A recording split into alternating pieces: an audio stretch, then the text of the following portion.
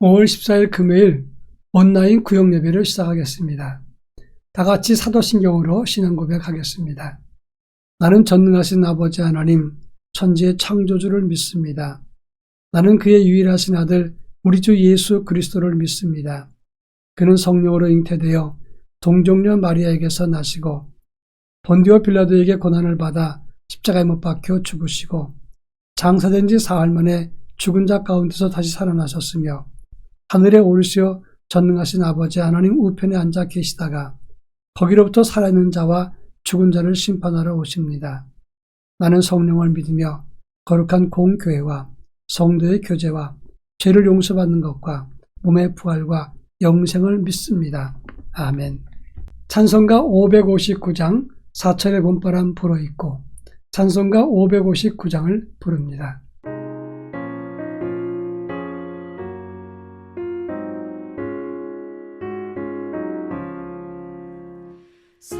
사절의 봄바람 불어있고 하나님 아버지 모셨으니 믿음의 반석도 든든하다.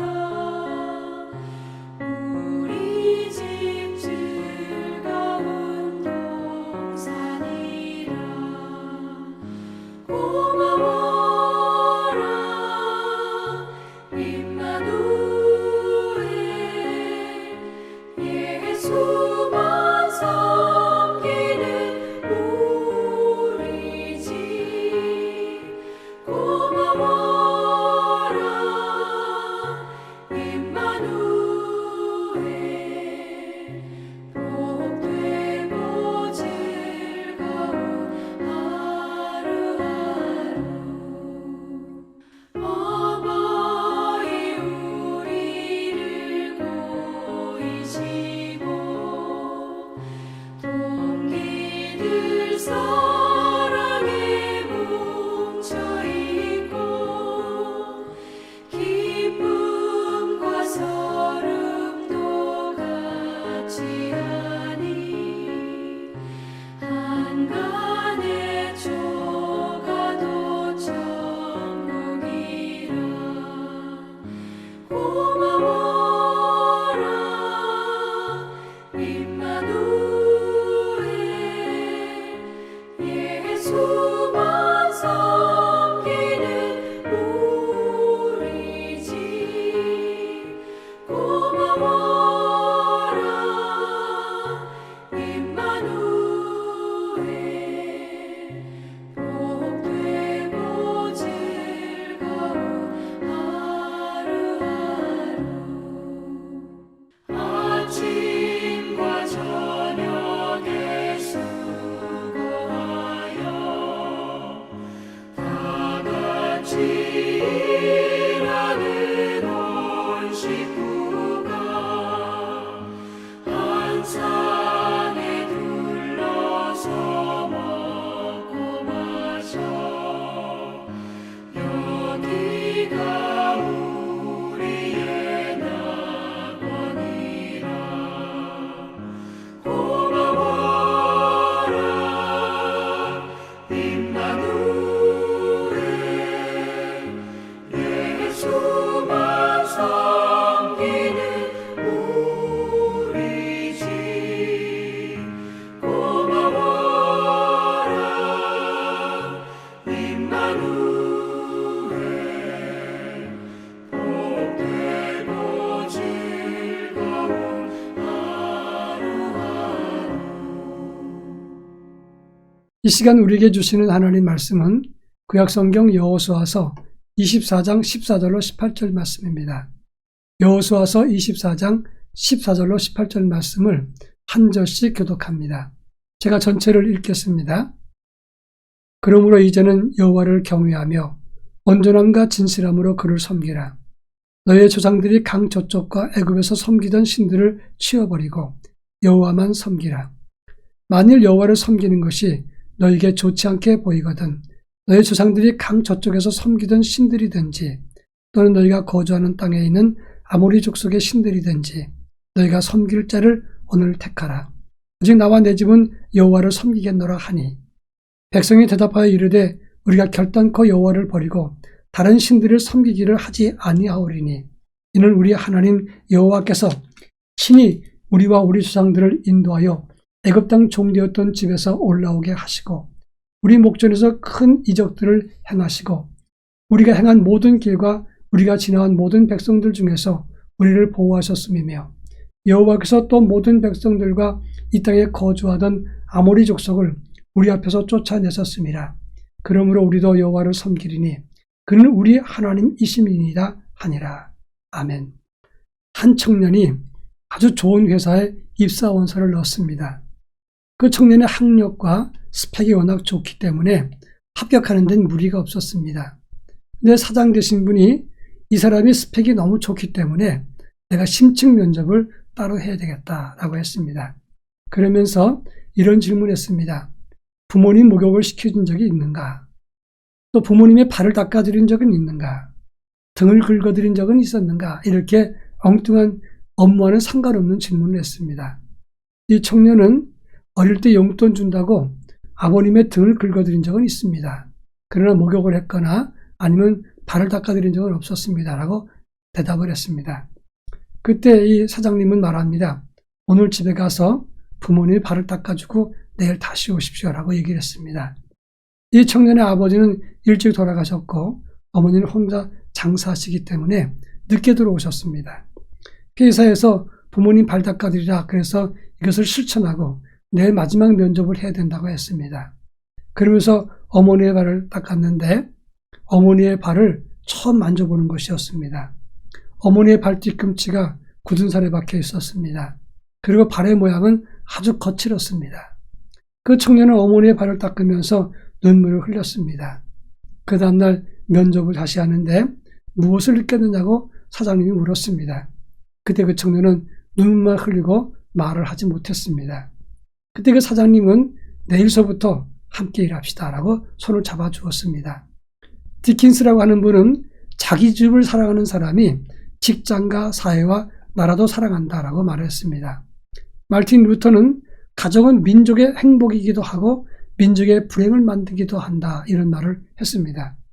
오늘 우리가 읽은 본문의 말씀은 가나안 정복 이후 정계에서 은퇴했던 여호수아가 110세 죽기 직전에 마지막으로 백성들을 모아놓고 고별 설교한 것입니다. 가장 중요한 것은 만일 너희가 하나님 섬기는 것이 좋지 않게 보이거든 너희 조상들이 강 저편에서 섬기던 신들이든지 아니면 너희가 거하는 가나안 땅 아모리 사람의 신들이든지 너희가 그들을 섬기라. 그러나 나와 내 집은 오직 하나님 여호와만 섬기겠다 선언한 말씀이 오늘 본문의 내용입니다. 오늘은 가정의 달을 맞이해서 이 본문이 우리에게 주시는 의미가 무엇인가를 함께 살펴보겠습니다. 먼저 여호수아는 그들에게 나와 내 집은 어떤 형편에서든지 하나님만 섬기겠다고 선언했다고 하는 점입니다. 그 당시 가나안 땅에 들어왔던 12지파는 땅은 점령했지만 가나안 땅에 있는 종교와 문화까지 점령한 것은 아니었습니다. 땅을 차지했던 이스라엘은 땅 없었을 때는 하나님을 의지했는데 땅을 차지하고 난 다음에는 이제는 가나안을 따르게 되었습니다. 이유는 그들의 종교와 세계관, 그 가나안 땅은 화려하고 물질과 쾌락과 그리고 인생의 즐거움이 가득했습니다. 그러나 하나님을 섬기는 율법은 엄격하고 까다롭습니다. 종교적인 규율을 지키는 것이 마치 통제당하는 것처럼 느꼈습니다. 그들 보기에 이스라엘 종교보다는 가나안 땅에 있었던 환락과 즐거움이 더 좋아 보였다고 하는 겁니다. 이런 점은 오늘날도 마찬가지입니다. 한 연구에 의하면 옛날 우리 사회에 경제적으로 어려울 때는 대형 범죄가 적었는데 경제가 좋아지고 난 다음에 범죄도 같이 늘어났다고 평가를 했습니다. 미 법무부 장관이었던 윌리엄 바는 말합니다. 미국 학교에서 총기 난사 사건이 많이 일어나는데 그리고 성도덕 문란이 일어나는 가장 큰 이유에 대해서 법무부 장관으로서 말을 합니다. 첫째는 이혼율이 증가하고 두 번째는 취업 어머니가 증가했기 때문이라 얘기를 합니다. 미국 사회는 부부가 강박적으로 돈을 벌어야 되기 때문에 부부가 다 일하는 경우가 많습니다. 그러다 보니까 아이를 잘 돌보지 못합니다. 행복한 가정이 될 수 없습니다. 돈이 중요하다 보니까 아이는 부담스러운 존재가 되고 말았습니다. 혼자 있는 아이는 컴퓨터 게임이나 음란과 폭력물에 노출이 됩니다. 이것 때문에 많은 가정이 행복을 도둑맞았다라고 말을 했습니다. 마태복음 16장 26절에 보면 사람이 만일 온 천하를 얻고도 제 목숨을 잃으면 무엇이 유익하리요? 사람이 무엇을 주고 제 목숨을 바꾸겠느냐? 이렇게 말씀했습니다. 물질과 내 인생의 즐거움, 소유의 만족, 이것은 우리 가정의 생명 그것보다 큰 것이 아닙니다. 물질과 그리고 세상의 쾌락과 소유 이런 것들이 우리 가정을 행복하게 만들 수 없다는 것을 알아야 됩니다. 우리 가정은 여호수아처럼 나와 내 집은 오직 하나님만 섬기겠다. 이런 신앙 선언이 가장 중요하다는 것을 인식해야 됩니다. 그런가 하면 여호수아의 고별 설교는 지금 자기는 늙어가고 있는데 마지막 잔소리를 하기 위해서 지금 사람들 앞에 선 것이 아니었다고 하는 겁니다. 우리 세대는 지나가지만 내 세대는 끝났지만 다음 세대를 염려해서 이렇게 말하고 있는 것입니다. 여호수아는 110세 죽기 직전까지 그 자기의 노쇠한 몸을 이끌고 지금 사람들 앞에 이 말을 하고 있는 것입니다. 적어도 우리도 나이 들어도 우리의 관심과 기도와 염려와 우리가 남길 유산은 다음 세대를 살리는 것에 온 마음을 쏟아야 된다고 하는 것입니다. 여러분, 구약에서 여호와의 종이라는 말이 총 19번 나오는데 모세에게 17번 그리고 여호수아에게 2번 등장을 합니다. 이것은 이 모세처럼 위대한 여호와의 종은 아니지만 여호수아도 신실한 하나님의 종인 것을 강조한 것입니다. 근데 가만히 내용을 살펴보면 모세는 실수가 있었지만 여호수아는 실수가 없었던 신실한 종이었다고 하는 것입니다. 그가 이렇게 마지막 110세에 죽는 시간까지 교훈을 남기기 위해서 일어선 것은 다음 세대를 살리고자 하는 그의 열정이었다고 하는 겁니다. 우리도 다음 세대에 재산이나 그리고 찬스에 강한 인생 그리고 지식이나 성공이나 건물을 남겨주는 건물주 되게 하는데 우리 인생의 목적을 두지 말고 진정 다음 세대가 바른 믿음으로 세워지도록 그 일을 위해서 나서야 된다고 하는 것입니다. 토플러는 미래의 충격이라는 책에서 이런 말을 했습니다. 가정은 깨어지고 흩어진 다음에 기묘하고 새로운 방법으로 다시 모이게 될 것이다 말하면서 앞으로 비정상 가정이 많이 등장하게 될 것이라고 다음 세대를 우려했다고 하는 것입니다. 우리의 다음 세대 믿음으로 지켜야 됩니다. 다음 세대를 위해서 앞장서는 우리들이 먼저 선 우리들이 이 여호수아처럼 신실한 믿음과 교훈을 남겨야 된다 하는 것입니다. 마지막으로 이 여호수아의 고백을 들었던 이스라엘 사람들은 어떻게 했느냐 하는 것입니다. 16절부터 18절 말씀을 읽어보면 영감님 다 말씀했나? 아니면 이제 그만 잔소리 하시죠? 이런 반응이 아니었습니다. 16절의 이후에 보면 우리가 여호와를 버리고 다른 신 섬기는 것은 결코 하지 않겠습니다. 하나님이 우리를 보호하셨고 우리를 지키시지 않았습니까? 우리는 하나님만 섬기겠습니다. 이렇게 믿음으로 돌아왔다고 하는 겁니다. 누군가의 참신한 고백이 다른 사람의 영혼을 살립니다. 에스더가 죽으면 죽으리라 했을 때 유대 백성들의 생명을 살렸습니다. 데살로니가 야손이 대신 끌려갔을 때 바울이 살았습니다. 어거스틴의 어머니 모니카가 눈물의 기도를 했을 때 아들은 탕자였지만 성자가 되었습니다. 어거스틴의 아버지 파트리기우스라는 난폭한 술꾼이었습니다. 이 모니카는 그 아버지를 잘 비유를 맞춰가면서 허랑방탕한 아들을 위해서 눈물의 기도를 했고 자기가 기도의 제물이 되었고 그를 가르쳤습니다. 그랬을 때 이 탕자는 위대한 성자로 바뀌었습니다. 노아 홍수 때 방주는 300규빗, 50규빗, 30규빗이었습니다. 이 크기는 축구장의 1.5배 크기고 3층이었습니다. 그 당시 지구상의 동물인 17,600종이었다고 하는데 이 쌍쌍을 다 방주에 실었습니다. 지금 계산으로 화물차 522대 분량이라고 합니다. 그것들이 1년 먹을 모든 양식과 함께 실었습니다. 이 노아가 엄청난 이 희생을 했을 때 다시금 모든 세상의 생물을 살렸다고 하는 겁니다. 그렇습니다. 오늘 먼저 믿는 우리들이 기도와 수고와 본을 보임으로 다음 세대를 살릴 수 있어야 한다고 하는 것입니다. 참고 기다리고 기도하고 권면하고 본을 보이고 그들을 위해서 희생할 때 다음 세대를 살릴 수가 있을 것입니다. 우리의 참 신앙 고백과 기도와 교훈이 그리스도의 복음을 다음 세대에게 알릴 수 있고 계승시킬 수가 있는 것입니다. 이런 일에 온 힘을 쓰는 귀한 우리 구역되기를 주의 이름으로 축원합니다. 기도하겠습니다. 사랑 많으신 하나님 아버지 감사합니다. 오직 다음 세대를 위해서 앞장서 말씀을 증거했던 여호수아처럼 당당한 믿음의 고백으로 다음 세대를 살리는 일에 앞장설 수 있도록 은혜를 더하여 주옵소서. 예수님의 이름으로 기도합니다. 아멘. 헌금 찬송 315장 내 주 대신 주를 참 사랑하고 315장 1절만 부르겠습니다.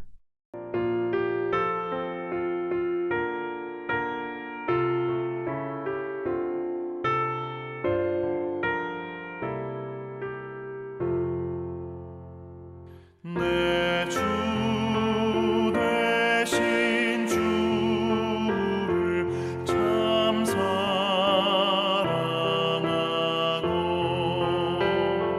곧 그에게 죄를 다고합니다.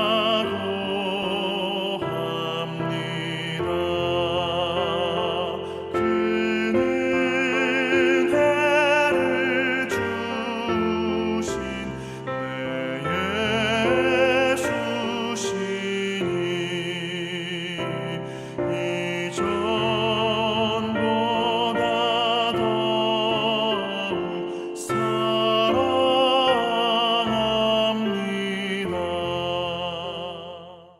사랑 많으신 하나님 감사합니다. 저희가 드리는 이 작은 정성에 모여 복음 세우기를 위해서 아름답게 사용될 수 있도록 도와주시고 우리의 헌금이 누군가에게 위로와 소망이 되고 생명의 젖줄이 되며 또 생명의 원기가 될 수 있도록 은혜를 덧입혀 주옵소서. 믿음과 정성을 드린 가정과 손길 위에도 큰 복을 주시고 풍성함을 더하여 주옵소서. 예수님의 이름으로 기도합니다. 아멘. 다 같이 기도하겠습니다.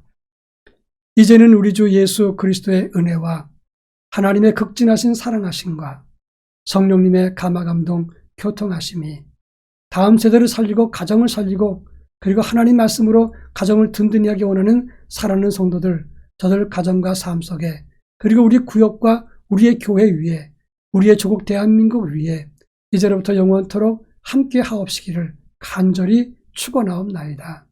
아멘.